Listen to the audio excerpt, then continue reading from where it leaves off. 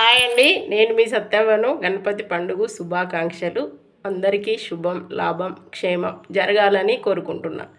ఈ రోజుకు 2000 మంది సబ్స్క్రైబర్లు. నా కుటుంబం అంటే అందరూ చల్లగా ఉండాలి, అందరి కోరికలు తీరాలని కోరుకుంటున్నా. చూడండి, నా పూజ అయితే ఇప్పుడైంది. చూస్తారా, ఇవన్నీ రోజు పూజించే ఫోటోలే, కానీ ఈరోజు కూడా పూజించాలి కదా. మరి కిందైతే లక్ష్మి, దుర్గామాత, తర్వాత మళ్ళీ లక్ష్మి. దుర్గామాత ముందట చిట్టి వినాయకుడిని నిలబెట్టుకున్నా. చూసిరా,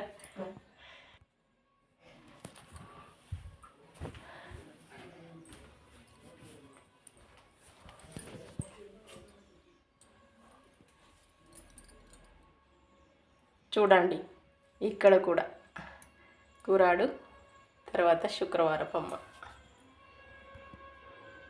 చూడండి, తులసమ్మ దగ్గర కూడా పూజ అయింది. ఇప్పుడు మా వాడవేణి దగ్గర గణపతి పూజకు పోవుడే. ఇప్పుడు ఇంట్లో పని తీరింది. చూడండి, ఇవి చూడండి, తులసమ్మ దగ్గర ఎంత పచ్చగా చెట్లు ఉన్నాయి. వాళ్ళు ఒక్కసారి దర్శనం చేసుకోండి.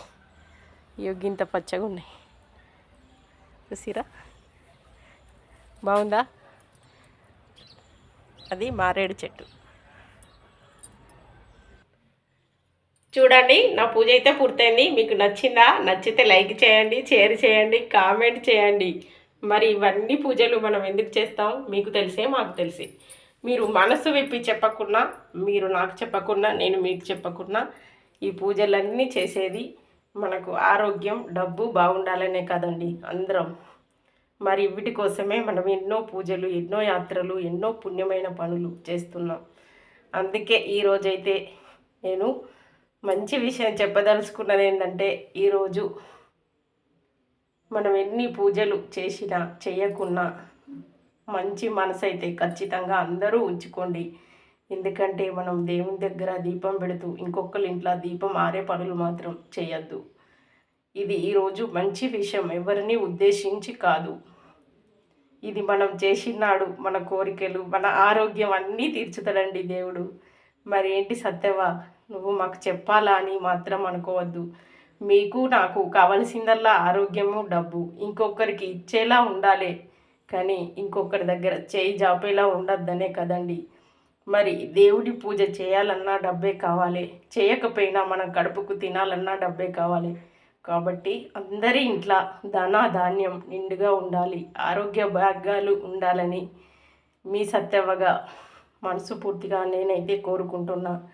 మరి 9వ నెల 12వ డేట్కు నా ఛానల్ పెట్టి